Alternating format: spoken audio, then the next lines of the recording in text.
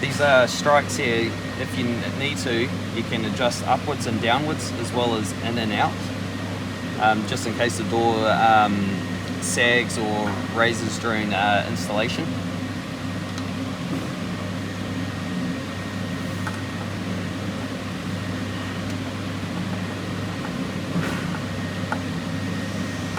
If you do need to move it upwards, you will have to re-drill a new hole, but side to side, the holes should still work.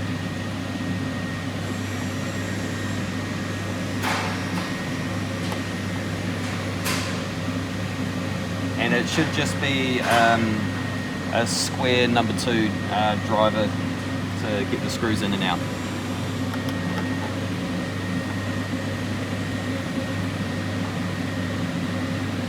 Here we go.